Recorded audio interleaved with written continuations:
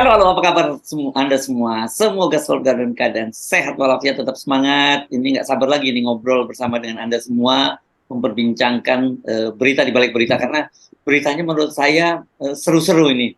Ya, saya kira mungkin saran saya Mbak Agi, kita ngobrolnya nggak usah terlalu serius banget ya untuk membahas topik ini. Tetap bersama kami dalam program Off the Record, membaca berita di balik berita bersama saya, Hifzul Arif. Dan saya Agi Beta, senang sekali menjumpai Anda di menjelang akhir pekan ini. Ini hari Jumat full barokah dan kita akan membicarakan masalah yang seperti kata Mas Hersu tadi. Ya, Sebenarnya masalah serius, tapi karena sudah berlarut-larut begitu ya, dan terjadi lagi begitu jadinya ya kita ya, seru. ya, ya.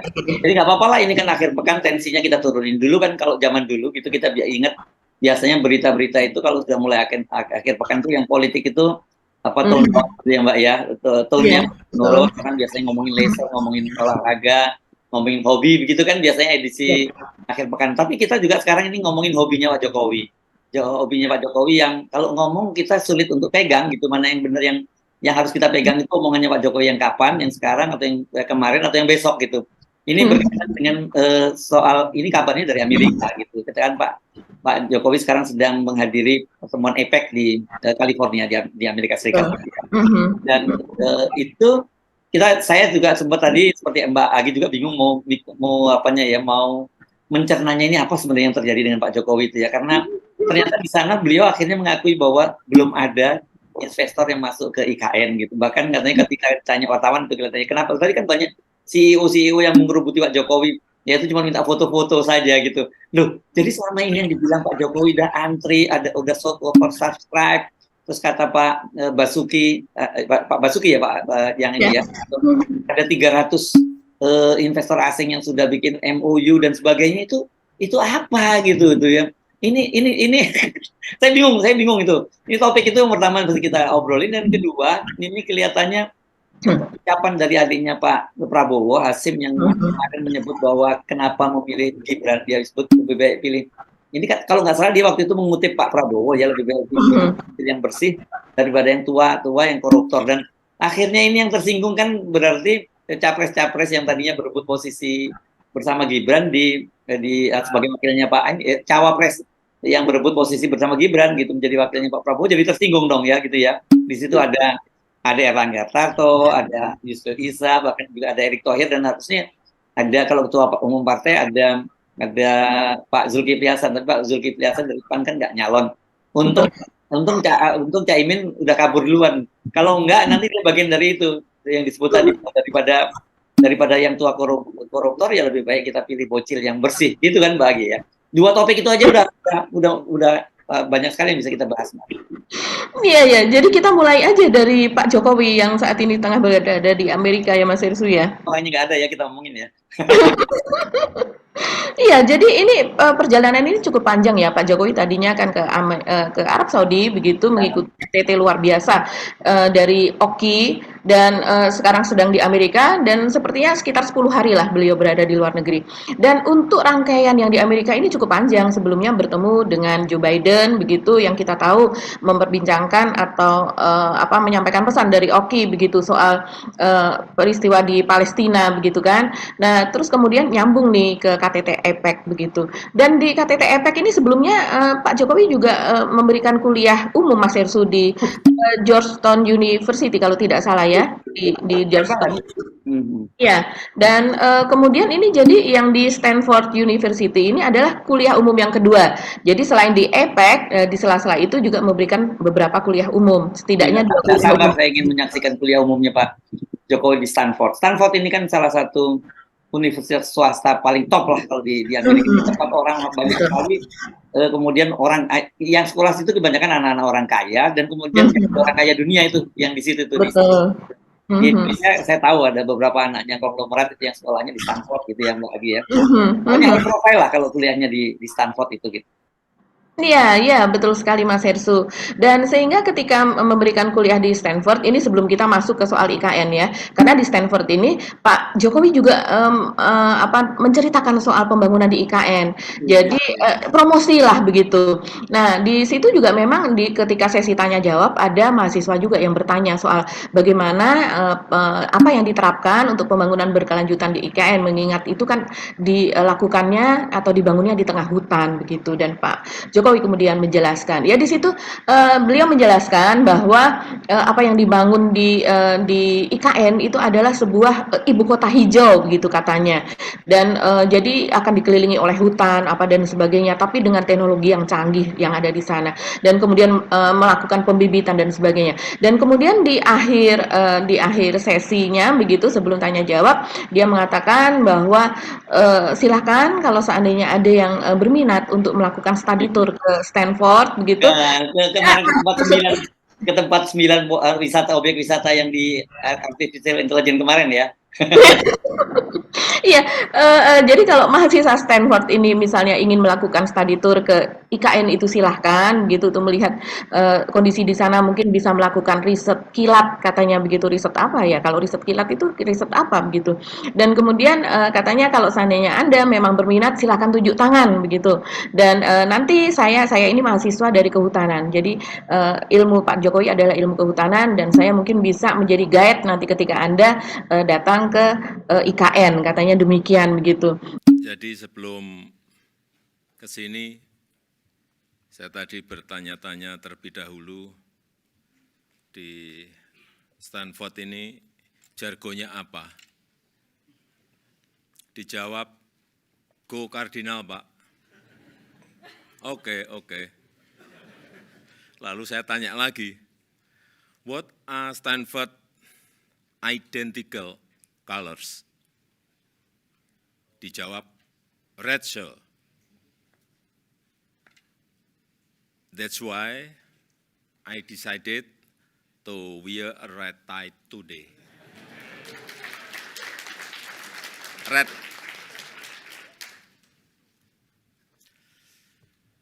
Do I look like a member of Stanford family now?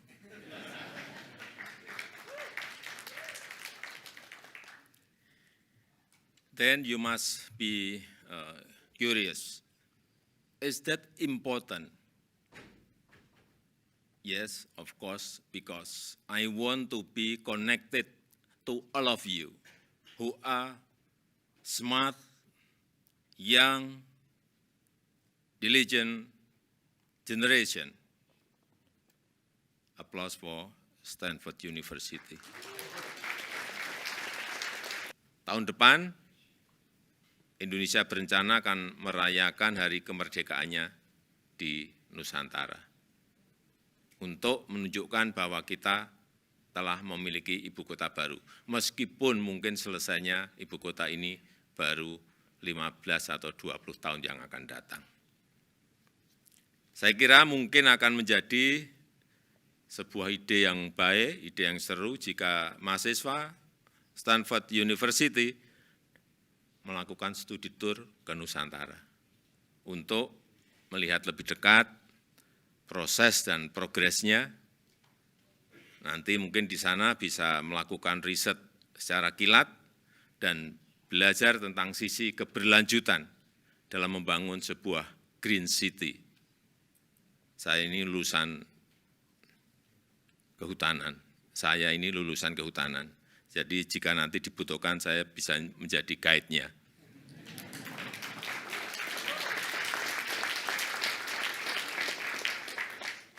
Kalau ada yang tertarik silahkan tunjuk jari. Ya, mungkin apakah ini hanya sekedar gimmick saja atau sekedar promosi saja dengan mengatakan sebagai guide itu tadi Mas Hersu, tapi kalau seandainya itu dikatakan secara internasional lah ini kita bisa katakan demikian karena banyak sekali yang meliput kegiatan Pak Jokowi tersebut begitu ya. Ini ditanggapi agak serius juga begitu. Seperti misalnya kalau di akun Pak Jokowi begitu ya ada beberapa yang dari Indonesia gitu memberikan tanggapan ya Pak Jokowi bagaimana Anda bisa menjadi guide dari mahasiswa-mahasiswa tersebut mengingat bahasa Inggris Pak Joko yang terbatas begitu ya. Apakah nanti setiap kali menjawab harus dengan contekan atau bagaimana begitu. Saya tidak tahu itu bercanda atau serius begitu ya.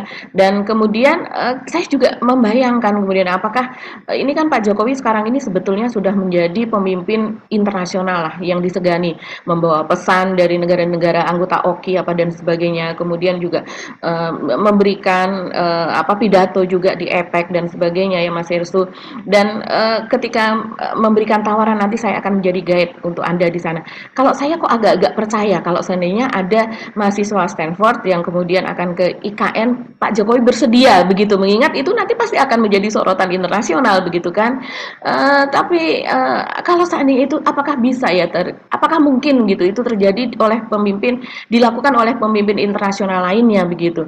Misalnya taruhlah Pak Jokowi kemudian ada di Amerika, apakah mungkin seorang Joe Biden begitu sedang memberikan kuliah umum di UGM dan kemudian kalau Anda bersedia datang ke mana ya yang dia banggakan begitu ya, saya akan menjadi guide dari Anda. Saya rasa itu tidak akan terjadi bercanda maupun tidak begitu ya Mas Herso. Kalau saya justru yang saya pertanyakan kalau tahu betul datang dan Pak Jokowi juga akan jadi tour leadernya begitu, mau dibawa kemana gitu, mau dibawa ke objek 9 objek wisata yang kemarin kita bahas itu gitu, atau mau kemana gitu, itu yang saya jadi mikir gitu loh Mbak Agi. Ya, yang dibanggakan oleh Pak Jokowi adalah kan sudah membuat persemaian nih, yang sekian juta pohon begitu menurut Pak Jokowi yang itu nantinya akan ditanam di IKN maupun ditanam di Kalimantan itu sendiri.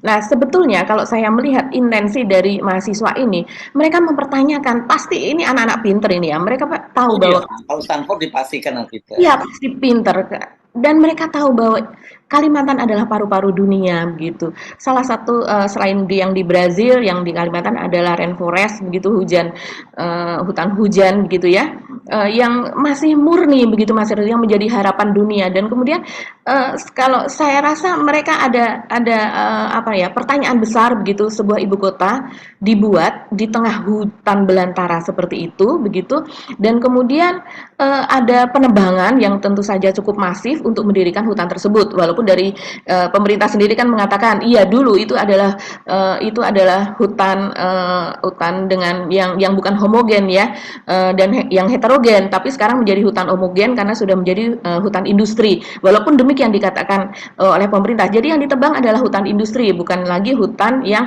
seperti orang bayangkan sebagai rainforest begitu. Bu, itu udah bukan hutan lagi, sebenarnya kan udah hutan-hutan yang rusak di dalam tambang kan. Kemarin jadi persoalan juga kan, banyak sekali galian tambang di situ yang wilayah dari IKN. Tapi saya kira mungkin kita fokus pada itu ya, ketika kita ngomongin fokus kok tiba-tiba Pak Jokowi ngakui tidak ada investor. Padahal selama ini kan kita bahas dia menyatakan udah oversubscribe, udah pada ngantri dan sebagainya.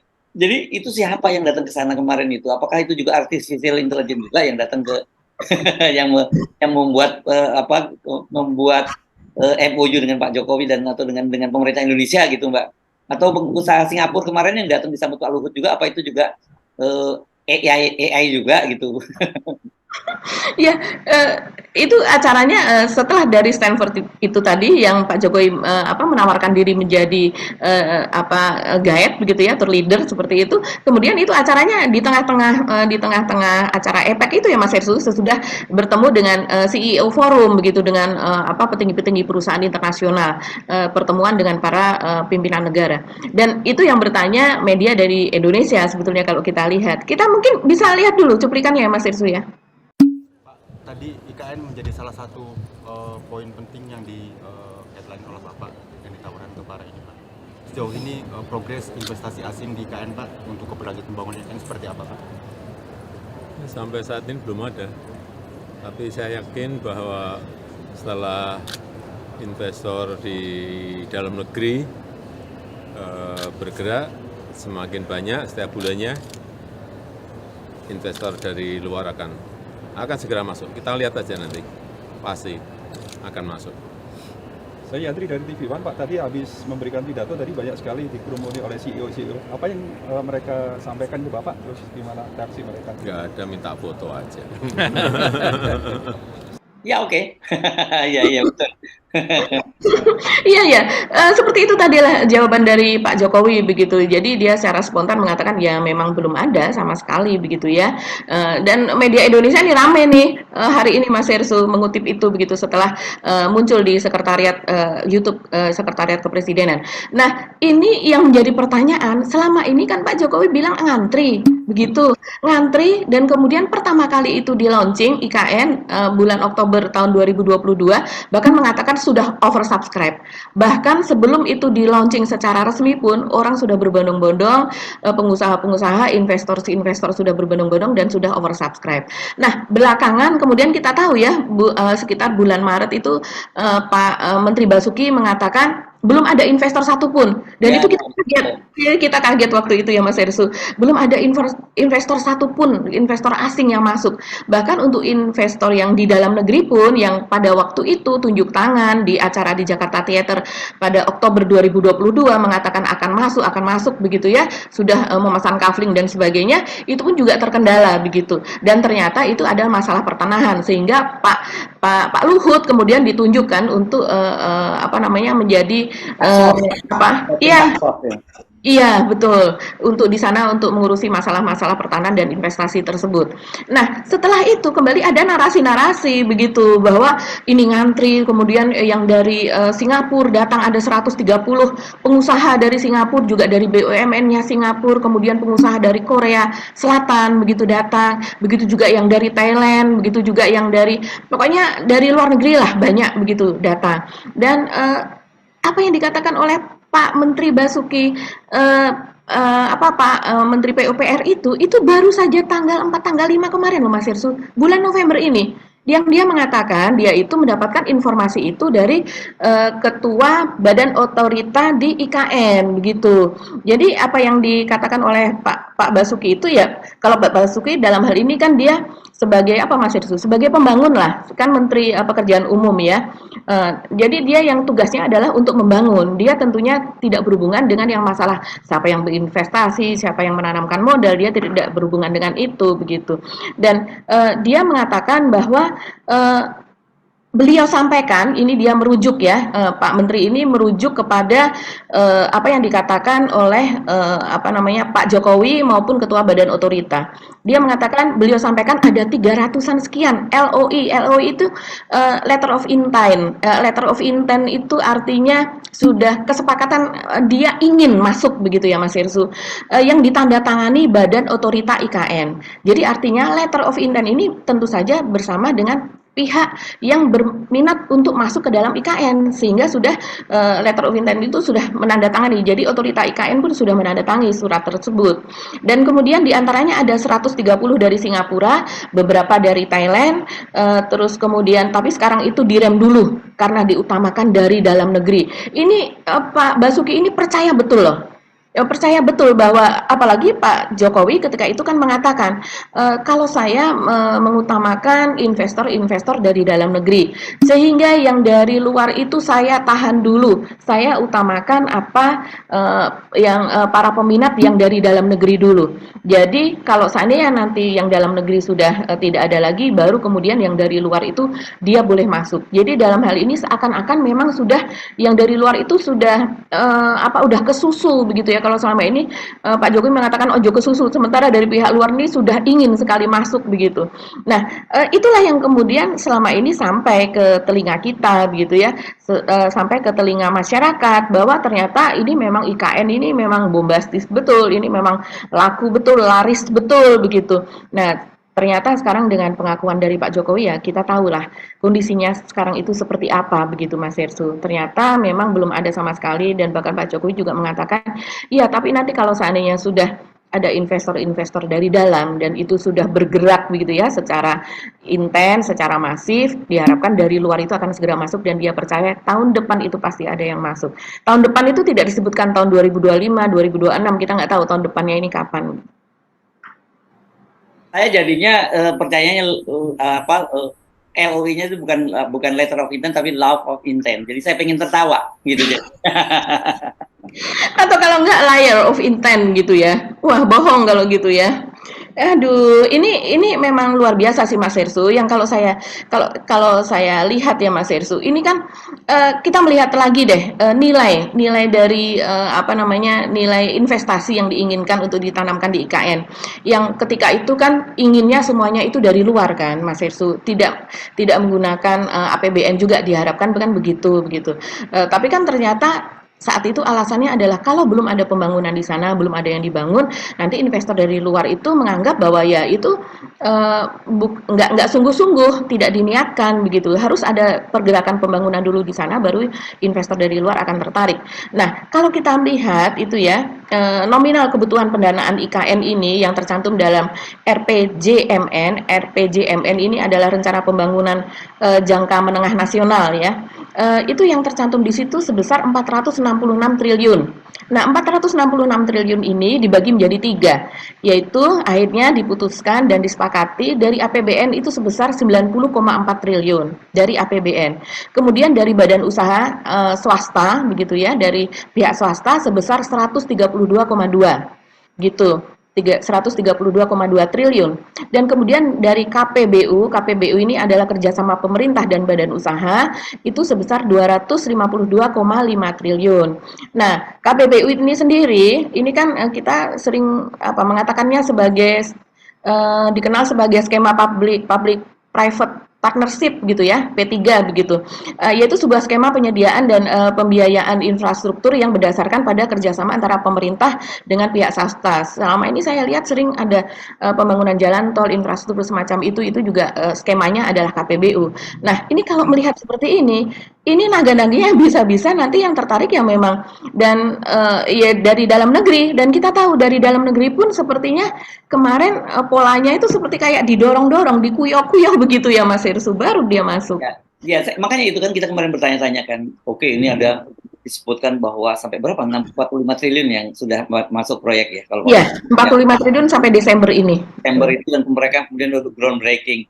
Saya menduga keras itu jangan-jangan ya groundbreaking itu dalam rangka itu tadi kan, ini kan modelnya Pak Jokowi kayak penjual real estate gitu loh. Jadi ketika bangunan itu proyeknya udah laku terus dibangun dulu gitu, kelihatan cuma dia pondasi aja dibangun gitu, tapi ini belum ada pembangunan sesungguhnya, dan kemudian selalu ngomong ayo harga ini nanti harganya murah sekarang, nanti kalau bulan depan akan naik. Ini kan bener-bener gaya marketing dari real estate kan, dan itu yang dilakukan oleh Pak Jokowi juga.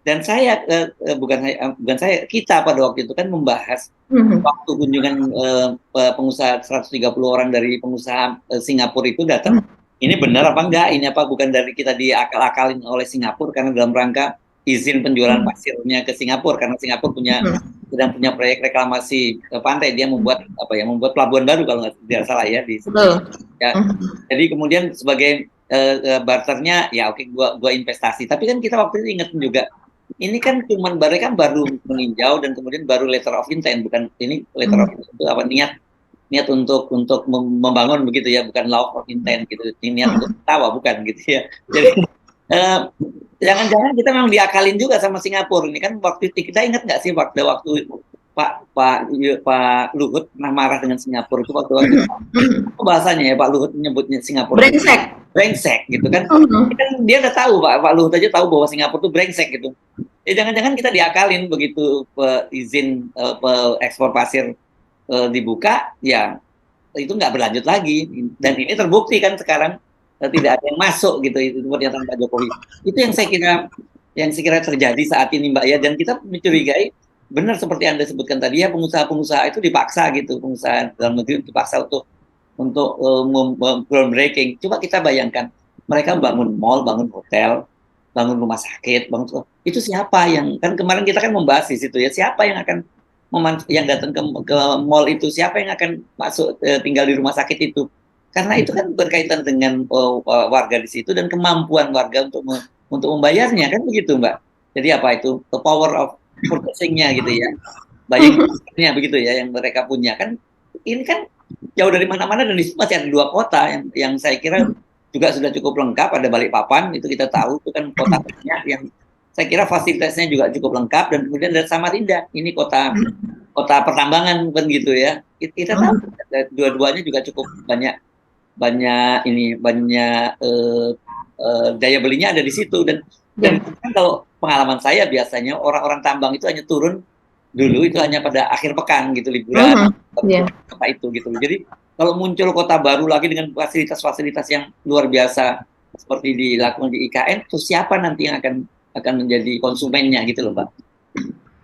Iya, membingungkan juga ya. Kita bingung untuk berkomentar jadinya karena memang kita sudah melihat pertumbuhan sebuah kota sebuah itu tuh pertumbuhan peradaban begitu, pertumbuhan sosial, pertumbuhan budaya di situ. Yang tidak itu orang hidup semuanya begitu. Mereka yang tidak bisa dipindahkan serta-merta mencelok begitu ya, diambil terus kemudian ditaruh di situ begitu. Ayo bertetanggalah, ayo bersosialisasilah. Ayo kalian membangun di situ, bersaudaralah begitu. Itu mudah untuk diucapkan, tapi pada saat implementasinya itu sungguh-sungguh sulit untuk dilakukan kan Mas Hersu. Kita tahu pola budaya di Indonesia ini gitu, walaupun kita bekerja sebagai ASN misalnya, di rumah itu ada keponakan yang dititipkan oleh kakak, ada adik kita yang dititipkan untuk berkuliah di situ. Ada juga orang tua yang sudah tua yang kita harus selalu dekat dengannya. Karena kalau ada apa-apa di tengah malam apa dan sebagainya kita membawa dia begitu. Nah, ASN kita kalau saya melihat karena kebetulan keluarga saya banyak ASN, kerabat saya, teman-teman saya begitu ya. Banyak dengan pola yang seperti itu. Bagaimana mereka misalnya akan dicabut begitu saja untuk dipindahkan ke sana untuk meninggalkan keluarganya. Oke lah, nantinya mereka akan ada rumah walaupun untuk saat ini katanya dana juga belum ada, sehingga nantinya akan dibangun unit-unit itu untuk satu unit akan diisi oleh 6 orang. Jadi belum berikut dengan keluarganya, katanya kan demikian Mas Hersu. Jadi apa yang diimpikan, apa yang dikatakan oleh Pak Jokowi 1 tahun yang lalu itu makin lama itu sebetulnya pada kenyataannya sepertinya semakin terdegradasi impian itu ya, yang tadinya pasti begini, bahkan sempat ada ancaman dulu oleh Menteri RAB almarhum yang dulu ya, dan Pak Cahyokumolo ya. Cahyokumolo begitu yang mengatakan bahwa kalau tidak bersedia ya sudah mundur saja atau dipecat begitu kan. Kok bisa? Kemudian kan ada perubahan juga yang dengan Menpan RB yang sekarang ya, yang disebutkan bahwa dipertimbangkan untuk work from anywhere. Kan begitu, kalau work from anywhere itu ya mereka nggak perlu pindah ke IKN, mereka bisa tinggal di Jakarta, yang penting tetap kerja gitu.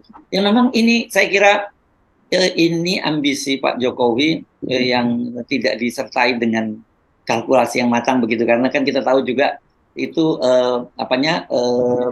visibility study-nya segala macam kan juga nggak, waktu itu belum jelas, belum amdalnya juga waktu menyusul. Jadi kelihatan memang terburu-buru, pokoknya memenuhi keinginan pribadi dari Pak Jokowi, dan sekarang Pak Jokowi terbentur pada realitas gitu bahwa anggaran pemerintah nggak mungkin mencukupi, investor nggak tertarik, akhirnya didorong-dorong adalah investor dalam negeri. Tapi investor dalam negeri ini juga kan mereka ini pengusaha yang punya kalkulasi tersendiri gitu, dan dia ngitung Pak Jokowi kan sebentar lagi nggak akan berkuasa, jadi nggak apa-apa deh gue disuruh ini dulu deh, disuruh groundbreaking, gue pasang aja groundbreaking duluan, yang penting gue nggak diganggu-ganggu terus gitu. Nanti tahu tinggal berapa setahun lagi Pak Jokowi sudah nggak berkuasa lagi, ya nggak perlu dilanjutkan. Paling mereka buat pengusaha yaitu hitungannya ongkos politik lah, rugi dikit. Kalau bisnisnya ya nggak, buat mereka nggak akan worth it gitu. Itu yang saya kira kabar dari Amerika ini, ngomong-ngomongnya kenapa mesti di Amerika gitu ya, ini kabar buruk yang membuat banyak kemudian kalau tuh ada yang sempat tergoda dengan cara marketingnya Pak Jokowi, ya sekarang akan mundur lagi gitu. Iya, ini kan sebuah, kalau bisa dikatakan ya, ini analoginya adalah proyek properti kan ya Mas, sebetulnya Mas Hersu ya, untuk ibu kota ini. Seperti kata Mas Hersu tadi, orang tidak akan tertarik di sana. Saya pun tidak akan tertarik untuk membeli sebuah properti di sebuah lokasi begitu ya. Walaupun lokasi itu menjanjikan ini kemajuan, menjanjikan fasilitas dan sebagainya, tapi kalau seandainya belum dibangun ya saya tidak tertarik untuk pergi ke situ. Saya rasa cara berpikir Pak Jokowi juga seperti itu. Akhirnya mana mungkin orang ini tertarik, orang-orang akan bersedia untuk berinvestasi. Orang investasi di situ kalau ada manusianya yang menggunakan jasa yang sudah dia bangun di situ begitu. Nah, sekarang Pak Jokowi kembali lagi kepada seperti orang membangun sebuah kota. Kan dulu katanya ibaratnya seperti BSD Smart City begitu, yang kemudian dibuat lebih mewah lagi, lebih modern lagi, dan itu dalam bentuk ibu kota begitu. Sehingga diambilnya juga orangnya dari Sinarmas kan ketika itu seperti itu. Dan kemudian Pak Jokowi maka kemudian kalau saya melihat dia membangun jalan dulu, membangun jalan tol dulu, belum ada manusianya tapi udah dibangun jalan tol dulu, dibangun rumah sakit dulu, dibangun sekolah dan sekolahnya nggak main-main, sekolah internasional begitu ya, yang artinya mungkin di situ nanti ada keberadaan para investor asing beserta dengan keluarganya, dengan karyawannya apa dan sebagainya begitu. Jadi semua itu infrastruktur dibangun, bidang jasa dibangun, transportasi dibangun, baru kemudian manusianya akan dengan mudah dipindahkan. Ya. Mungkin dalam pikirannya seperti itu begitu dan kemudian asing juga akan mudah dengan masuk. Tapi kalau asing ini kan kita lihat sekarang tendensi yang terjadi di internasional ini ekonomi juga menurun Mas Hersu, peperangan terjadi dan kemudian perang Asia Pasifik perang di Laut Cina Selatan itu juga bisa tiba-tiba eskalasinya itu meninggi apa dan sebagainya begitu. Hal seperti itu sepertinya tidak menjadi bahan pertimbangan karena memang nafsu untuk membangun IKN, tanda tangan sebagai prasasti yang pembangun ide dan sebagainya itu adalah nama Pak Jokowi begitu ya. Itu lebih besar daripada pertimbangan-pertimbangan yang itu tadi begitu. Ya. Tapi saya tadi begitu kita ngobrol udah agak lama ini saya jadi mikir yang salah sebenarnya kita yang terlalu serius menanggapi omongan Pak Jokowi atau Pak Jokowi yang salah gitu Mbak Agi. Karena kan pengalaman begitu kan dari pengalaman kalau Pak Jokowi yang bicara kan kita mesti artikan sebaliknya. Jadi kalau Pak Jokowi ngomong serius mau bangun itu berarti nggak serius. Tapi kalau sekarang nggak ada investor yang masuk berarti ada investor yang masuk atau nggak gitu sebenarnya. Kalau yang investor yang nggak masuk ini pasti serius dong ini Mbak ya. Iya, sebetulnya pembangunan ibu kota baru kalau saya merujuk kepada yang terjadi di Mesir, apa yang terjadi di Myanmar, begitu kan kita bisa melihat apa sih yang mereka lakukan sehingga pembangunan mereka kemudian gagal. Yang di Mesir misalnya panjang sekali sejak tahun 2015 atau 2005 begitu ya saya lupa dimulainya dan itu sulit begitu untuk diwujudkan begitu Mas Hersu.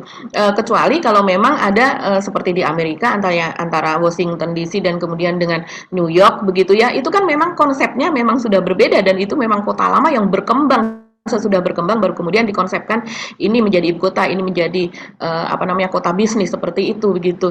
Nah, yang terjadi di Australia juga seperti itu begitu ya. Tapi yang di Indonesia ini betul-betul di tengah hutan masalahnya begitu. Ini kan ini yang atau mungkin karena Pak Jokowi dari kehutanan ya. Jadi beliau ingin hutan begitu. Kita tidak tahu lah apa yang ada di belakang kepala Pak Jokowi. Tapi kalau saya melihat ini juga salah satunya mohon maaf ya, orang-orang di sekeliling Pak Jokowi ini loh yang sepertinya yes man begitu, yang sepertinya oh iya Pak ini begini begitu ya. Padahal mereka mungkin dari segi ilmu banyak yang ilmunya itu bisa Pak Jokowi dari segi kehutanan, yang lain dari segi sosial, yang lain dari segi budaya, yang lain dari segi kependudukan, yang lain dari segi kesehatan apa dan sebagainya begitu. Bisnis, yang paling penting bisnisnya kan gitu, proses bagaimana. Iya, tentu saja dari segi ekonomi dan bisnisnya. Oke, kita tinggal dulu deh Pak Jokowi ya Mbak ya, karena nanti bikin pusing kita malam. Oke. Kita pindah ke topik yang kedua ya, yang soal kemarin sempat kita juga sebenarnya soal Hasim yang ngomong bahwa dasar dia katanya ngobrol dengan Pak Prabowo kan itu ya, Pak Prabowo dan kenapa dasar pilihannya kok jatuh ke Gibran, bukannya kenapa kan dia dianggap bocil gitu ya, lebih baik bocil yang bersih daripada orang tua yang koruptor. Nah ini kelihatannya banyak yang tersinggung ya gara-gara ucapan ini ya, jadi blunter dong ya di situ Mbak Agi ya. Iya, mungkin ya Mas Hersu mungkin ada yang tersinggung begitu, tapi kan tidak berani mengucapkan toh Mas Hersu begitu ya. Mengingat cawapres ini adalah anak dari Pak Jokowi begitu.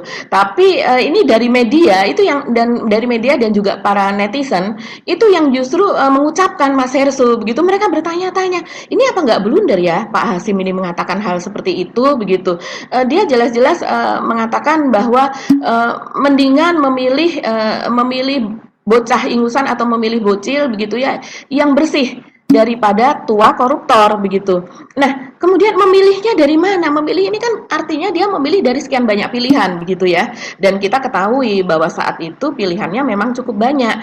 Ya selain dari Gibran ini kan seperti kata Mas Hersu tadi ada Erick Thohir, kemudian siapa lagi Mas Hersu yang lainnya? Ada Erlangga lah yang paling mungkin ya. Ada Erlangga begitu dan kemudian apalagi pada bulan September 2003 ini Pak Yusril juga sempat mengatakan kepada media ya sekarang ini opsi cawapres Prabowo itu tinggal 3 yaitu Erlangga, Erick Thohir dan saya Dia mengatakan seperti itu dari Pak Yusril. Dan kita tahu bahwa Pak Yusril belakangan pada sebelum dipilih Gibran oleh Pak Prabowo, itu bocor ya SKCK yang diurus oleh Pak Yusril dan juga oleh Erick Thohir, yang dimana di situ memang sebagai siap-siap lah begitu katanya kalau seandainya memang ditunjuk menjadi cawapres. Nah artinya ini memang betul pada saat itu seperti kata Pak Yusril, pilihannya yaitu ada Pak Yusril, Erlangga dan Erick Thohir, dan ternyata yang dipilih adalah Kucil, bocor tadi. boing, boing atau kucil. Iya, yang dipilih ternyata adalah Gibran, dan Pak Hasim ini mengatakan bahwa ya daripada pilih tua koruptor. Nah, ini kan jadinya orang bertanya-tanya siapa yang dimaksud dengan tua koruptor itu tadi. Ini blunder betul Mas Yesu, ini rame betul loh ini di Twitter gitu ya. Kalau di Twitter kan orang bisa dalam 1 menit aja bisa banyak sekali komentar Mas Yesu. Ngomong bisa seenaknya aja ya, kan ada nyebut juga ya. Kalau gitu Pak Prabowo kan udah sangat tua malahan gitu. Berarti Pak Prabowo koruptor juga dong gitu kan, jadi ada yang komentar begitu kan. Iya, ada yang ngomong begitu. Saya juga kaget. Wih, ini lebih maju ya rupanya kalau netizen. Saya pun begitu ya, tidak berpikiran sampai semaju itu. Tapi netizen rupanya bisa berpikir kayak gitu. Ada yang mengatakan berarti Pak Prabowo korupsi. Oh, rupanya itu menunjuk kepada tua koruptor itu tadi. Kemudian ada juga yang sambil ngeledek, kalau ngomong suka bener sih Bapak. Apakah ngomongin lingkaran sekeliling calon wakil yang muda itu dan kroni-kroni? Tua semua begitu. Kan selain Gibran memang semuanya tua begitu Mas Hersu. Dan kemudian ada yang nyolek Erick Thohir. Wah, Pak Erick Thohir nih maksudnya begitu. Dan kemudian ada juga yang wah disinggung kok diam aja. Gimana nih Erlangga, Zulkifli nggak ada harganya ente begitu. Jadi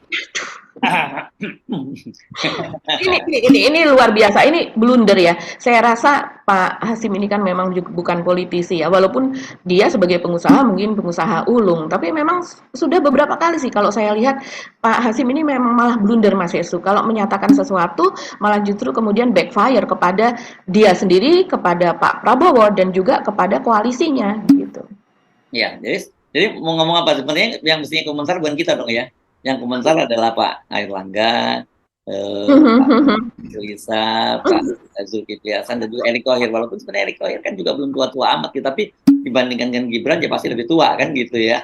Betul, dan ini pemirsa rupanya kan merujuk kepada pernyataan dari Hasto sebelumnya juga yang pernah menyatakan bahwa di Kim itu ketua partainya begitu ya, ada yang curhat begitu kepada Hasto yang bahwa nasibnya itu sebenarnya hanya tinggal dari hari ke hari untuk diperkarakan gitu.